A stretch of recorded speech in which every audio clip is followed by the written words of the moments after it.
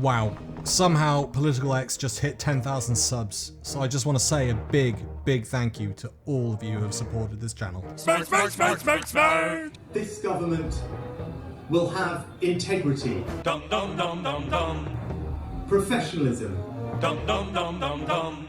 and accountability at every level. Dum dum dum dum. This is Jeremy Hunt, and he's in my thumbnail for my last video on his insane Tory plan for the UK economy. He seems to have doubled down on his ideas with more lies and deliberate evasion of the truth. This Tory plan for the UK economy can only work if you admit the problems, but Hunt seems determined to pretend there's nothing to see here. So how are we going to grow the economy to be one of the most prosperous in Europe? Well, he's obviously going to talk about Brexit, isn't he? Like other countries, the UK has been dealing with economic headwinds caused by a decade of black swan events. A financial crisis, a pandemic, and then an international energy crisis. Nope, he's not going to talk about Brexit. Nor is he going to talk about Liz Truss. Dum dum dum dum dum. What about that 700 billion that was given away during COVID? You might go, well, what's the significance of that? Surely that went on furlough. Not quite. And we're going to have a look at this through Gary Economics. Smoke, smoke, smoke, smoke, smoke! In the last 3 years, the government's given out £700 billion. That would be enough to give £14,000 to every single adult in the country. Now, if you're going to give out that amount of money, you need to do an analysis of where that money's going to end up. You have to. And at the beginning of COVID, I was screaming out, let's do an analysis of who's going to end up with the £700 billion. The Conservatives didn't do it, Labour didn't do it, the BBC didn't do it. So I did it. Smoke, smoke, smoke, smoke, smoke! And what I found out was that money was going to overwhelmingly end up with the richest people in society. That's enough money to give the richest 5 million adults in this country £140,000 each. So if the government or the Bank of England produces a large amount of money and they want to decide where it goes, nominally it'll go towards the banks, and then the banks will decide who to invest that money with or give that money out in terms of loans. If you're a bank, are you more or less likely to give that money to someone who's rich with a bit of an investment portfolio, or to someone who has little to no money? And you know what the answer is. If you give out £700 billion, you need to know where that money's gone to. Okay, if you're giving hundreds of thousands of pounds to the richest people in the country, you have to expect inflation, a cost of living crisis for ordinary people. Listen, we increased inequality at the fastest rate in the history of this country during a time when the economy was closed. You are making ordinary families poorer. The more money society prints or produces, the less value it has. Especially if that money is focused on one group and ignores maybe 90% of the population. That's essentially what Gary's saying, and it's created a huge inequality gap. Is Jeremy Hunt going to bring this up in his speech? No. Confidence is a preference for the habitual voyeur of what is known as. Confidence in the future, though, starts with honesty about the present. Honesty, integrity, things that we keep hearing from both these characters and yet completely and blatantly ignoring problems and deceiving the public with their lies. And if you don't admit to those lies, you can't fix the problem. And if you think that I might be exaggerating, just have a listen to this. The Centre for Economic Reform claims the government has lost out on £40 billion in taxes because of the damage done to the country's output by leaving the European Union. The UK economy as a whole has been permanently damaged by Brexit.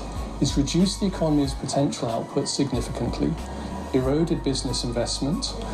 Look, if we hadn't had Brexit, we probably wouldn't be talking about an austerity budget this week. The need for tax rises, spending cuts wouldn't be there if Brexit hadn't reduced the economy's potential output so much. In fact, the OBR has now reported, that's the Office of Budget Responsibility, who the government used to predict what they can get and raise in taxes, has said we've lost about 15% in trade intensity because of Brexit. This has created the worst trading deficit in British history. You talked about honesty and you talked about Brexit. The reality of Brexit for many companies is delays, red tape, additional costs. They can't hire the people they want to come to this country, and you can't stop the people you don't want to come to this country. Would it not be more honest to acknowledge that Brexit is failing on its own terms for business, and those terms need to be readdressed? No. Dum dum dum dum dum. I'd actually finished recording this video and I've had to re-edit it because of the IMF forecast that came out today. Have a listen. This is the forecast from last time around. The UK was expected to have 0.3% growth. Just look at how that's changed with these latest updates. Look at the red bar. It's gone all the way down to the bottom, no longer positive territory. Now it's 0.6% contraction. So basically, it's pointing towards a recession in the UK. And it is the worst in the G7. This is the G7 group of major industrialised economies from Japan all the way through to the UK. And you see the UK is by far and away the worst. And actually, when you look at all of the economies, so all major economies that the IMF is surveying, look, down there's the UK, 0.6%. And not only is it the worst here, it is actually worse than Russia. So Russia there with 0.3% growth, the UK minus 0.6%. It's pretty striking, isn't it? What about business? Enterprise. We've got to have the most productive, innovative companies anywhere in the world. And that means competitive business taxes. The translation here is lower taxes for business. Well, we already had the lowest level of tax in the G20. And part of the reason and necessity for that is because we've got a smaller market than Europe. They've got access to 400 million, we've got access to 60 million. If you're a business, where are you likely to go? Now, to offset the tariffs when we're selling into the EU, we have to have lower taxes. Businesses say they feel like they're banging their heads against a brick wall over improving trade with the European Union. That's according to the British Chambers of Commerce, which says its members are still struggling with the UK's post-Brexit trading arrangements. And the truth is that because of all sorts of new paperwork, there are now 20-page export health certificates for vets, there's 27-page catch certificates for exporting fish, there's duties for goods of all kinds which don't meet rules of origin requirements. And if that is going to make trading with business with Europe harder and harder and harder. There were figures published just before Christmas, which you probably saw. The government, Brexit has cost the government £40 billion a year in lost tax revenue. What, as a very leading businessman, what has the impact of Brexit been on business generally in the UK? It's been catastrophic. In fact, it's so bad, it's actually ranked higher by businesses as a problem than the war with Russia, or energy costs, or even COVID. In fact, I think, and please correct me in the comments, we're the first country in the world to impose trade barriers on itself. I think if you look at the facts, our growth has been, as I said in the speech, about the same as Germany since the Brexit referendum. After the pandemic, there was a trade recovery by all the other G7 countries, and Britain's trade recovery has been more or less flat. We see the UK pretty close to the bottom of the league table in terms of the forecast for economic growth, particularly in 2023. So the UK essentially sees no growth at all, and the only country that was worse than the UK was sanctioned Russia. So when I said deliberate lies and evasion of the truth, there's even a bit of gaslighting. Have a listen to this after all that evidence I presented to you. Our plan for growth is necessitated, energised and made possible by Brexit. We could have cheaper food, clothing and footwear straight away. The price of the weekly shop, if you look at food prices, has gone up by about 16%. And for the poorest families, the things they typically buy have gone up by even more. The simple way of thinking about what Brexit's done to the economy is that in the period that happened after the referendum, there was the very, very sort of powerful, the biggest depreciation that any of the world's four major economies have seen overnight, that contributed to increasing prices, reduced wages, and I'm not talking simply through real wages, but also through nominal wages. About 6% of inflation in food prices. Sorry, 6% is the number which is higher than the rest of the world so far as a result of the Brexit impact. And when you ask Brexiteers about this is what they have to say. The last couple of minutes together, there are benefits to be had from Brexit, are there, Lord? Yes, many. Outline some that we need to explore? Well, why don't, for example, financial services. One of them, which again will of course not poll well, is would you take away the cap on bankers' bonuses? Yes, that's right. Help out the bankers because they're the most in need. Whilst also forgetting the fact that a lot of these bankers were complicit and helpful in causing the 2008 crash. Education. We've got to make sure that our people have the skills necessary for the modern industries of the future. So I had a look on the Conservative website to see what on earth they were going to be offering in terms of an education policy. They're talking about innovation, and frankly, all they seem to be doing is throwing money at the problem.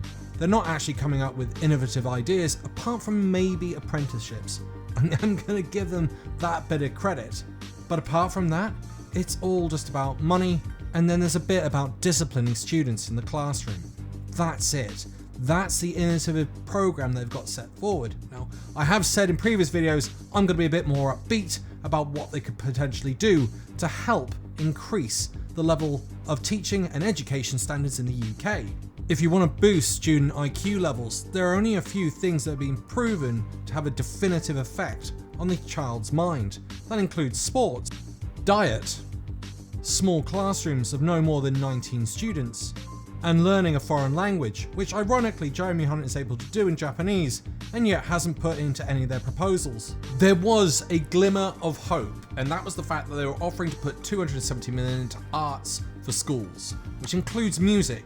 Smoke, smoke, smoke, smoke, smoke! And interestingly, the university MIT has just come out and stated that if you want smarter kids, teach them music, and that it has a better impact on IQ than coding or maths. But we're one of the few countries not to require our children to study some form of maths up to the age of 18. Dum, dum, dum, dum, dum. Not only is Rishi Sunak still living in the past with his obsession about getting everyone to learn maths, turns out the government has ditched the arts premium. Dum, dum, dum, dum, dum.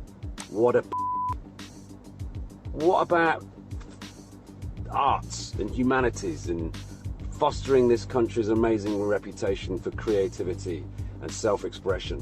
What about that? What about the kids who don't want to do maths? I hated maths. I dropped maths as soon as I could, and I've never needed it other than the skill set I acquired at the age of 12. But no, Rishi Sunak wants a drone army of data entering robots. What a tosser. The Tories. Get rid of them, please. You, Rishi Sunak, and the Tories. Employment. We've got to be sure that everyone in the labour market and make their contribution to our success. That is a frankly unsly dig at those on benefits, which totals at about 5 million at the moment. This includes about 2.5 million on incapacity benefits, as well as about 1.2 million on pensions.